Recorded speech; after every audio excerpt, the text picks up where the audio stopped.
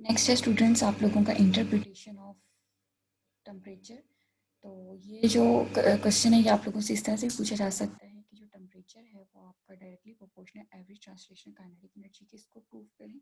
यही बात आपसे इन वर्डिंग भी पूछी जा सकती है। तो इसको स्टार्ट करने में सबसे पहला स्टेप ये है कि आप लोगों को आइडियल गैस इक्वेशन याद होनी चाहिए। आइडियल गैस इक्वेशन जो है वो आप लोगों की P V is equal to n R T.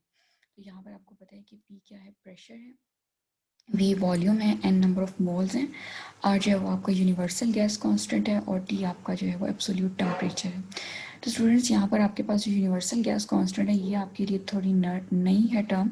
तो ये आप लोगों ने वैल्यू याद रखनी है एमसीक्यूज के लिए। तो इसकी वैल्यू है 8.314 जॉल पर मोल पर केल्विन।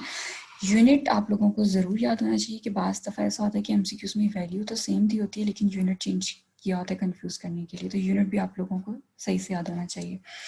नेक्स्ट जो है वो आप लोगों का यहाँ पर आप लोग लेंगे नंबर ऑफ मोल्स। तो नंबर ऑफ मोल्स का जो फॉर्मूला है वो आप कि जितने भी टोटल नंबर ऑफ पार्टिकल्स हैं उनको आपने डिवाइड कर देना है एवोगैड्रो नंबर्स पर। एवोगैड्रो नंबर्स जो है वो आप लोगों को पता है कितने होते हैं, 6.02 10 की पावर 23 पार्टिकल्स पर मोल। तो ये जो आप एवोगैड्रो नंबर की डायमेंशन अगर पूछें आपसे तो आपने ये नहीं कहना कि कोई डायमेंशन नहीं है, बल्कि एवोगैड्रो नंबर जो है वो उसकी आप लोगों के पास जो डायमेंशन होगी वो कितनी होगी पर मोल। नेक्स्ट जो है वो यहाँ पर आप लें एन की जगह पर वैल्यू पुट कर दी एन ओवर एन ए। तो ये हो गया P V is equal to n R over N A. N A को आपने इस आर के नीचे रख दिया क्योंकि यहाँ से आपको एक जो है वो टर्म मिल रही है जो कि बोल्ट्जमैन कांस्टेंट। तो बोल्ट्जमैन कांस्टेंट क्या होता है, ratio of universal gas constant to the Avogadro number होती है। तो यहाँ पर आपने इसकी जगह पर के पुट कर दिया तो आपके पास इक्वेशन हो जाएगी P V is equal to n k T. इसको आपने इक्वेशन अल्फा का नाम दे दिया। उसके बाद नेक्स्ट जो है वो के की वैल्यू आप लोगों को याद होनी चाहिए कि बोल्ट्जमैन कांस्टेंट की वैल्यू कितनी है, 1.38 इंटू 10 की पावर -23 जूल पर केल्विन। इसका भी यूनिट याद होना चाहिए और इसकी वैल्यू भी आप लोगों को ज़बानी याद होनी चाहिए। नेक्स्ट है वो काइनेटिक मॉलिक्यूलर थ्योरी के अकॉर्डिंग आप लोगों को ये इक्वेशन याद है कि हमने प्रेशर ऑफ गैस में जब ये इक्वेशन ड्राइव की थी, ये वाली इक्वेशन, ये हमने यहाँ पर इक्वेशन जो है वो लिखी है काइनेटिक मॉलिक्यूलर थ्योरी की। और यहाँ से जो वॉल्यूम है वो इधर जाके मल्टीप्लाई हो जाएगा। क्यों? क्योंकि यहाँ पे भी पी वी है, इसको भी हमने पी वी की फॉर्म में इक्वेशन को बनाया ताकि हम इन दोनों इक्वेशंस को कंपेयर कर सकें। अब जब हम इन इक्वेशंस को कंपेयर करेंगे तो यहाँ से इसकी लेफ्ट हैंड साइड सॉरी इसकी राइट हैंड साइड इसकी राइट हैंड साइड के साथ कंपेयर हो रही है। तो ये हो गया n k T is equal to 2n/3 into average translational kinetic energy. अब यहाँ पर अगर हम लोग देखें तो यहाँ से ये एन जो है वो एन से क्या हो रहा है, कैंसिल। तो आपके पास बच जाएगा k T is equal to 2/3 average translational kinetic energy. Next जो है वो स्टूडेंट यहाँ पर आप लोगों को पता है कि ये आपके पास के है, हमें टेम्परेचर चाहिए था तो टेम्परेचर यहीं पर रहेगा और के जो है उसके नीचे जाकर हो जाएगा डिवाइड। तो यहाँ पर ये इक्वेशन की ये फॉर्म बन जाएगी। 2 भी कांस्टेंट है, 3 भी कांस्टेंट है, बोल्ट्जमैन कांस्टेंट भी कांस्टेंट है। तो यहाँ पर आपने कांस्टेंट लिख दिया इन सब टर्म की जगह पर। और यहाँ पर जो है वो आपके पास आ गया T is equal to constant into average translation kinetic energy. और इस इक्वल टू कांस्टेंट की जगह पर आपने आ गया डायरेक्टली प्रोपोर्शनल का साइन, यानी कि टेम्परेचर इंक्रीज होने के साथ साथ जो एवरेज ट्रांसलेशन काइनेटिक एनर्जी है मॉलिक्यूल्स की वो भी इंक्रीज हो जाएगी। मॉलिक्यूल्स और ज़्यादा एनर्जी के साथ जो है वो मूव करेंगे और अगर टेम्परेचर कम होगा तो फिर मॉलिक्यूल की एवरेज ट्रांसलेशन काइनेटिक एनर्जी क्या हो जाएगी, कम हो जाएगी। ये था इंटरप्रिटेशन ऑफ टेम्परेचर।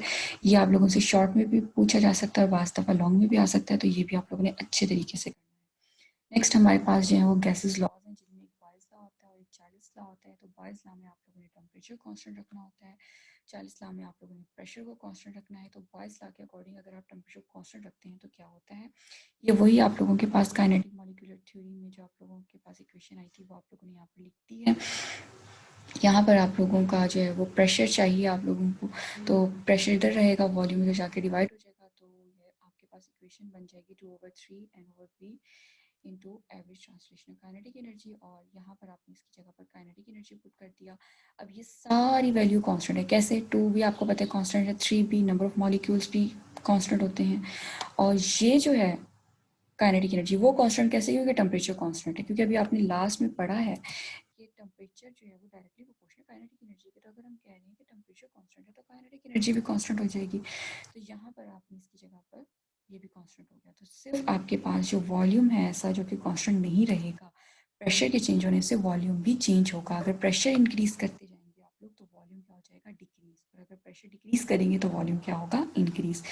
इस तरह की कंडीशन को आप इस तरह से भी लिख सकते हैं कि इन दोनों का जो प्रोडक्ट होगा वो आपको क्या मिलेगा, कांस्टेंट। ही आप लोगों को पता है। नेक्स्ट अगर हम चार्ल्स लॉ की बात करें तो वो है आपके पास, उसमें आपने प्रेशर को कांस्टेंट रखना है। प्रेशर को कांस्टेंट रखेंगे, वही आपके पास काइनेटिक मॉलिक्यूलर थ्योरी की इक्वेशन यहाँ पर लिख दी आप लोगों ने। यहाँ आप लोगों का प्रेशर कांस्टेंट है तो v आपके पास इधर आ जाएगा और प्रेशर इसके नीचे डिवाइड हो जाएगा। 2 भी कांस्टेंट, 3 भी कांस्टेंट, और यहाँ पर आपके पास जो है वो नंबर ऑफ मॉलिक्यूल्स भी कांस्टेंट है और प्रेशर भी कांस्टेंट हो गया। नेक्स्ट जो है वो आपने देखा कि v डायरेक्टली प्रोपोर्शनल हो रहा है एवरेज ट्रांसलेशनल काइनेटिक एनर्जी के। और अभी आपने जो है वो बॉयल्स लॉ के अकॉर्डिंग पढ़ा है कि टेम्परेचर भी जो है वो, सॉरी, इंटरप्रिटेशन ऑफ टेम्परेचर में आप लोगों ने पढ़ा है कि जो टेम्परेचर है वो भी डायरेक्टली प्रोपोर्शनल है एवरेज ट्रांसलेशनल काइनेटिक एनर्जी की। तो इन दोनों इक्वेशंस के अकॉर्डिंग जो है वो आप कह सकते हो कि वॉल्यूम डायरेक्टली प्रोपोर्शनल टेम्परेचर के, यानी कि अगर आप टेम्परेचर को बढ़ाते हो तो वॉल्यूम जो है वो भी इंक्रीज होता है, और अगर आप टेम्परेचर को कम करते हो तो वॉल्यूम भी क्या होता है, कम होता है। तो ये आप लोगों का एक पूरा टॉपिक था, pressure of gas, interpretation of temperature और बॉयल्स लॉ, चार्ल्स लॉ, जिसको आपने स्टडी किया। इसको आपने सबको कंप्लीट टॉपिक को बहुत अच्छे तरीके से समझना है। नेक्स्ट लेक्चर के साथ फिर मिलेंगे, तब